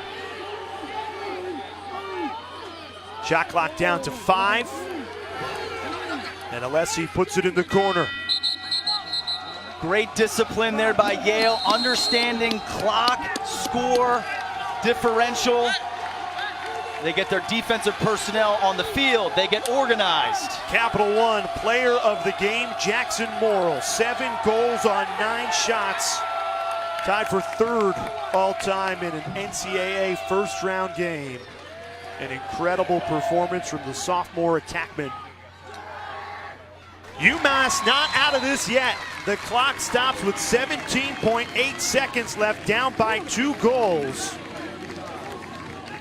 And obviously, you gotta go quick here, but stranger things have happened, especially with Rack at the face-off X. If he's able to pinch and pop, who knows? But Buddy Carr, he's not going down quietly. great feed, Jake Lisauskis, the finish, the senior, a captain on this team in the midfield. Greg Cannella called him a big game player. He brings UMass within 2 and a timeout taken by Yale's Andy Shea. UMass on a 3-0 run. Could be the classic case of too little too late. Right now, the story, Jackson Morrill and this Yale third quarter was the difference in what else was a very tight game. Yeah, Lacrosse is a game of runs. Yale had that huge run in the third quarter. Jackson Morrill has been all over this game, putting his imprint, scoring in a variety of ways. From the crease, on a dodge, off of a feed, from the outside, he has really done it all today. I mean, that's what happens when you have 7 goals on 9 shots. Ultra efficient. And look, he didn't play great in that game against Cornell. Nobody did, but Morrill has really been you know, the Robin to Reeves' Batman, if you will. So to see him step back up today and have 7 goals, he has fueled Yale offensively. Well-deserved Capital One player of the game. Yale is just, man, they can taste it. So close after 3 straight years of first-round exits for this senior class. Just 17.8 seconds away from finally getting to the second weekend of the NCAA men's lacrosse tournament. So I like this timeout by Coach Shea. Hey, let's just make sure we're all on the same page, exactly where we want to line up, exactly what we want to do with our wings, exactly what we want from a Mackey, and then defensively, you know, if there is a pinch and pop, what are we doing? All the pressure on Noah Rack and Connor Mackey. It's been a battle between 2 seniors from the face-off X all afternoon. Mackey a win away from sealing this one for Yale.